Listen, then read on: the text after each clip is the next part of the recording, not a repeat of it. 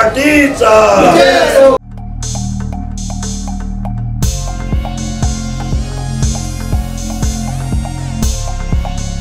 नमस्कार, मी कविता पवार पारदी। अब तक चॅनलच्या माध्यमातून लोकसभेची निवडणुकीला लक्षात घेता आमच्यासोबत आहे ओबीसी आघाडी अध्यक्ष नरेश बर्डे। सर्वप्रथम गडकरी साहेबांना तिकीट मिळेल का नाही मिळेल याबद्दल जे साशंकमध्ये जे मीडिया लोकांनी जो अपप्रचार झाला आणि मीडिया लोकांनी जी शंका निर्माण केली, त्यांना मीडियाच्या लोकांना सांगू इच्छितो का बा अशा प्रकारचं काही आमच्या भारतीय जनता पार्टीच्या सर्वश्रेष्ठ नेत्यांनी काही अशा प्रकारचं, कारण महाराष्ट्राची लिस्टच आलेली नव्हती। त्यांनी पहिली लिस्ट ह्या नॉर्थ साईडच्या राज्यामध्ये केली आणि सेकंड लिस्टमध्ये आमच्या गडकरी साहेबांना पुन्हा त्यांच्या कामाचं आणि त्यांच्या नेतृत्वाचं लक्षात घेऊन त्यांना पुन्हा तिकीट पक्षानं दिली। याबद्दल मी गडकरी साहेबांचे अभिनंदन करतो आणि मीडियाला सांगू इच्छितो का गडकरी साहेब असे एक नेता आहेत का त्या देशामध्ये, पूर्ण देशामध्ये त्यांनी आपल्या इन्फ्रास्ट्रक्चर, आपल्या सामाजिक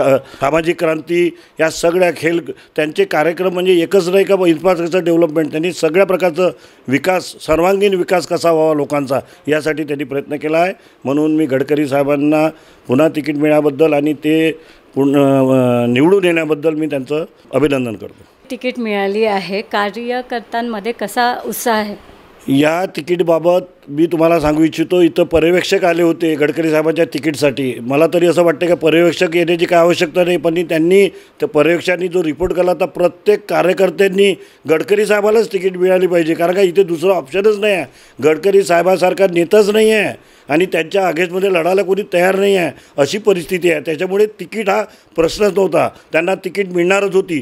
आणि आता अशी उत्साह कार्यकर्त्यामध्ये आहे का त्यांना कमीत कमी आम्ही 5 लाखाच्या लीडनी, म्हणजे 5 लाखाचा डिफरन्सनी आम्ही त्या नागपूर शहरातून निवडून आणू, अशा प्रकारची पुऱ्या कार्यकर्त्यामध्ये पूर्ण नागपूर शहरामध्ये त्यांची ख्याती आहे। गडकरी साहेबांच्या निधीतून पश्चिम नागपुरात किती काम झालेले आहे आणि त्याचा फायदाही गडकरी साहेबांना होईल का?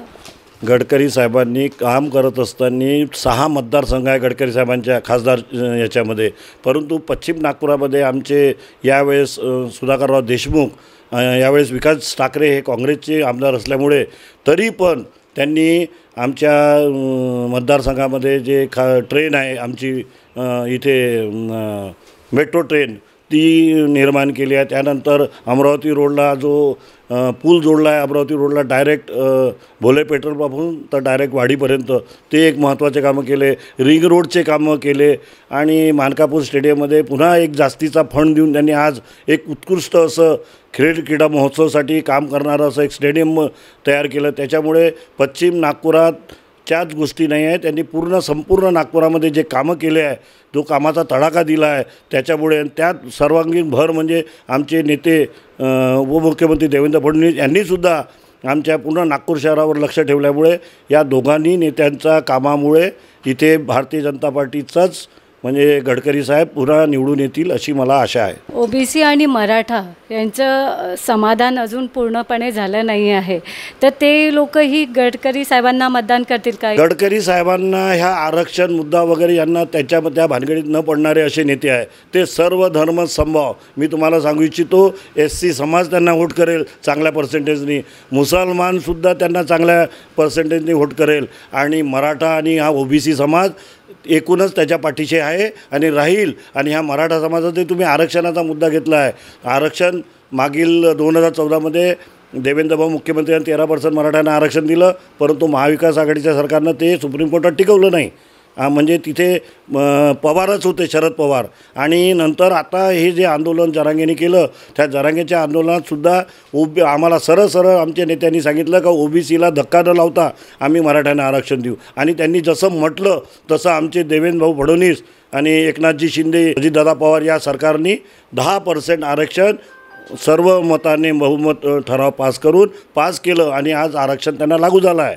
परंतु ते आरक्षण टिकेल अशा प्रकारचं आयोगाच्या माध्यमातून ते मांडल्यामुळे ते आयोग टिकेल अशी मला आहे। मराठा हा आता ओबीसीतून आरक्षण मागण्याचा प्रयत्न करत आहे, परंतु ही असंवैधानिक मागणी आहे आणि मला याच्यात वाटते कुठेतरी मराठा समाज कुठेतरी नेतृत्व याला बदनाम आमच्या देवेंद्र भाऊला बदनाम करण्यासाठी प्रयत्न करत आहे असं दिसून येते. पण गडकरी साहेबाच्या इलेक्शनवर मराठा समाज होड देईल अशी मला पूर्ण शाश्वती आहे. किती टक्क्यांनी मतदान जास्त विजयी होतील असं वाटतं? गडकरी साहेब 5 लाखाच्या वरती फरकांनी निवडून येतील असं मी तुम्हाला पूर्ण शहरातून 5 लाखाच्या वरती निवडून अशी मी तुम्हाला शाश्वत देतो. कार्यकर्ते खूप खुश आहेत आणि जनताही खुश आहे.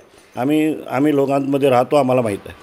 त्यांच्या प्रचारासाठी तुमचे काय विशेष प्रयत्न राहणार आहे? मी माझ्या पश्चिम नागपुरात ओबीसी मोर्चा या नात्याने माझ्या ओबीसी बांधवाला प्रत्येक क्षेत्रामध्ये जाऊन त्यांच्या मिटिंगी लावणे आणि ओबीसी बांधव सोडून त्याच्या व्यतिरिक्त ज्या ठिकाणी गडकरी साहेबांना ज्या प्रत्येक बूथवर कमीत कमी 400 पार असा प्रकारचा प्रत्येक बूथवरचा नारा पूर्ण करायसाठी मी ओबीसी मोर्चा या नात्याने आणि वामनराव बर्डे लोकसेवा प्रतिष्ठान या नात्याने मी त्यांच्या मेहनत करणार आहे आणि यांना पश्चिम नागपुरात जास्तीत जास्त लीड देण्याचा मी प्रयत्न करणार आहे, मी आणि माझी संघटना. मला आज अब तक चॅनलच्या माध्यमातून जनतेला काय संदेश देऊ इच्छिता? मी जनतेला हेच सांगणार आहे का येणारी लोकसभा निवडणूक ही भारतीय जनता पार्टीचे गडकरी जे आमचे नेते गडकरी साहेब यांना भरगच्च मताने निवडून द्या आणि आपल्या देशामध्ये नरेंद्र मोदीसारखे पंतप्रधान जे आज 10 वर्षामध्ये ज्या भारताला त्यांनी अमेरिका आणि 3ऱ्या स्थानावर पोहोचवलेलं आहे आणि इकॉनॉमिकमध्ये 5व्या स्थानावर आहे, अशा प्रकारच्या नरेंद्र मोदीच्या पाठीशी पाठ लावून आणि गडकरी साहेबांना भरघोस मोठाने निवडून द्या असं मी पूर्ण नागपूर शहराच्या लोकांना आवाहन करतो. आणि जेणेकरून येणारे सुवर्णकाळ असल्यासारखा आपला येणारा नागपूर शहरासाठी सुवर्णकाळ राहील अशी मी ग्वाही देतो. येत्या लोकसभेच्या निवडणुकीच्या अनुषंगाने राजकारण तापलेले आहे आणि मवियाची अजून घोषणा व्हायची आहे उमेदवारीची. बघूया जनता कुणाच्या गळ्यात विजयाची माळ घालेल. धन्यवाद.